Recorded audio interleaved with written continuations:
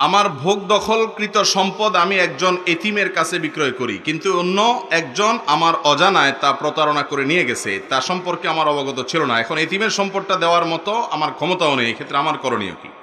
আপনি যদি জমি বিক্রি করে থাকেন, যার কাছে বিক্রি করেছেন, এতিম হোক আর অন্য কেউ হোক, তাকে দখল বুঝায় দেওয়া এটা আপনার দায়িত্ব।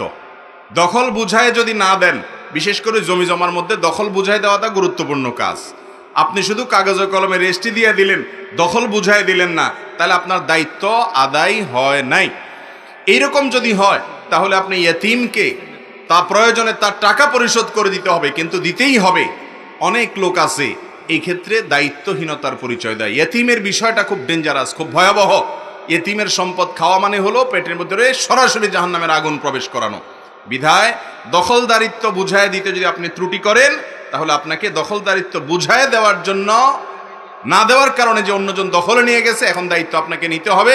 প্রয়োজনে তার টাকা পরিশোধ করবেন, কিংবা দখল আপনি আদায় করে বুঝাই দিবেন। আর যদি আপনি তাকে দখল দিয়েছেন কিন্তু সে দখল ধরে রাখতে পারে নাই, তাহলে এখানে আইনত আপনার উপরে দায় আসবে না। আপনি আপনার দায়িত্ব পালন করেছেন, তারপরেও ইয়েতিমের পাশে দাঁড়িয়ে যদি আপনি উপকার করতে পারেন, উদ্ধার করতে পারেন, সেই চেষ্টা আপনার করা উচিত। এরপরে প্রশ্ন হলো, মসজিদের ইমাম সাহেবের বেতন উঠিয়ে মসজিদের কোনো কাজ করা যাবে কি না? খুবই গুরুত্বপূর্ণ একটি প্রশ্ন। আমাদের দেশে মসজিদ মাদ্রাসার সাথে যারা জড়িত আছেন, মসজিদ মাদ্রাসার পরিচালনা করেন, এটার দায়িত্ব পালন করেন, তাদের অনেকেই এই জাতীয় কাজগুলো, এই ধরনের অপরাধগুলো অহরহ করেন। তিনি জানেনও না যে কাজগুলো অপরাধ।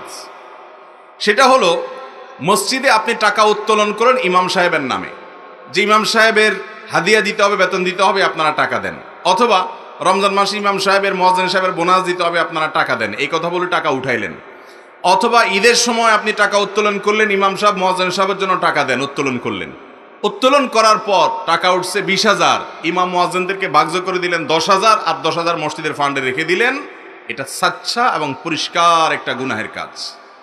এটা মসজিদের ফান্ডে রাখা জায়েজ হবে, কারণ নসুল ওয়াকিফে কানাসিস শারিয়া, ফিকহের একটি মূলনীতি হলো, দানকারী যে উদ্দেশ্যে দান করবে তার উদ্দেশ্য অনুপাতে দানের টাকাটা ব্যবহার করতে হবে।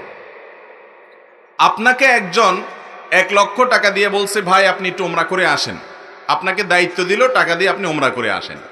আপনি সে 1 লক্ষ টাকা দিয়ে কটকটি কিনে খেয়ে ফেলছেন। কথার কথা, 1 লক্ষ টাকা তো আর কটকটি কিনে খাওয়া যায় না, কিছু একটা করছেন আর কি। আপনি ওমরাটা করেন নাই, তাহলে আপনার জন্য এটা জায়েজ হবে। ওই লোক আপনাকে টাকা দিয়েছে ওমরা করার জন্য, তার মনের তামান্না একটু ওমরা করাবে কাউকে, এর সওয়াবটা সে নিবে, আপনি সেই সওয়াবটা তাকে পাইতে দেন নাই, তাহলে আপনার গুনাহ হবে। মসজিদ মাদ্রাসা যারা পরিচালনা করেন, সাবধান হয়ে যান। অনেক মসজিদ মাদ্রাসার পরিচালকরা আছেন যারা মসজিদ মাদ্রাসার পরিচালনা করে সওয়াবের পরিবর্তে বরং গুনাহগার হবেন। এই সমস্ত কারণে অনেক মাদ্রাসা আছে বা মসজিদ আছে বা ধর্মীয় প্রতিষ্ঠান আছে, স্কুল কলেজেও এগুলো হয়, সেগুলোতে অহরহ হয়। এক খাতের টাকার কথা বলে আরেক খাতে, স্কুলে বা অন্য প্রতিষ্ঠানে অনেক জায়গায় দেখা যায় উন্নয়ন ফি হিসাবে টাকা নেওয়া হয়। তো উন্নয়ন ফি আর স্কুলের উন্নয়ন হয় না, টিচারদের পকেটের উন্নয়ন হয় বা কমিটির লোকদের পকেটের উন্নয়ন হয়। নাম হয় হলো প্রতিষ্ঠানের উন্নয়ন ফি, আছে না নাই?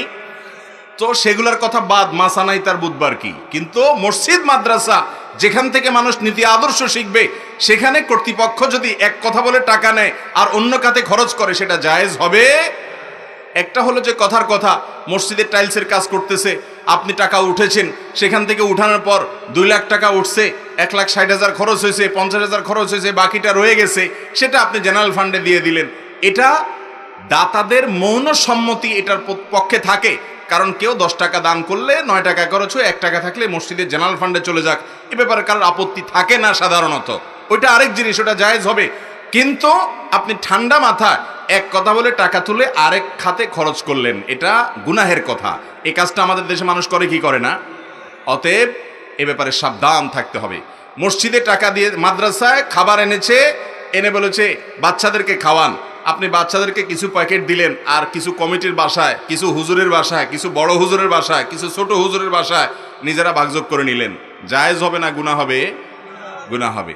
কিছু কিছু আত্মসাৎ আছে, কিছু কিছু দুর্নীতি আছে যেগুলোকে আমরা দুর্নীতি মনে করি না। শয়তান ওগুলোকে আমাদের সামনে এমনভাবে প্রলেপ দিয়ে দেয়, আমরা মনে করি কই এমন কিছু না, তো মনে হয় যে নাকের সামনে দিয়ে মাছি গেছে। ঠিক না ঠিক? অতএব মসজিদ মাদ্রাসার পরিচালনা যারা করেন, ইমাম সাহেবের নামে টাকা তুললে, স্টাফদের নামে টাকা তুললে সেটা স্টাফদেরকেই দিতে হবে। মসজিদের উন্নয়ন খাতে নিতে পারবেন, যদি নিতে হয় তাহলে দাতাদের অনুমতি নিতে হবে যে আপনারা টাকা দিয়েছেন, এখন এই খাতে আমাদের টাকা দরকার নাই, অন্য খাতে খরচ করুন। কথা কি বুঝাতে পারছি? অথবা বলার সময় বলে নেবেন যে আমরা এই খাতে টাকা যা লাগে খরচ করার পর আমরা কিন্তু অন্য খাতে নিয়ে যাব। অনেক মসজিদে এগুলো ইন্টেনশনালি টাকা তোলা হয়, অনেক টাকা। মসজিদে কেন, এই ওয়াজ মাহফিলে অনেকে করে। আপনাদের এই মাহফিলটা তো একটা মডেল মাহফিল, এটার কথা ভিন্ন, এটার সব কিছু আমি জানি নখদর্পণে আমার, যে কিভাবে কি হয়। কিন্তু সাধারণত অনেক ওয়াজ মাহফিলে দেখা যায় বিশাল বড় চান্দা তুলে বক্তা সাহেবরে কিছু দিয়ে বিদায় করলো, মাইকেলারে কিছু দিয়ে বিদায় করলো, এরপর যে ফান্ডটা থাকে সেটা মোটামুটি অন্যান্য কাজে, মাহফিলের বাইরের কাজে ব্যয় করা হয়, হিউজ টাকা উঠানো হয়। উদ্দেশ্যই হয় সেটা মাহফিলের কথা বলে নিব, করব অন্য কাজ। আছে না নাই? এগুলো জায়েজ নাই। আল্লাহ আপনাদেরকে বোঝার তৌফিক দান করুন।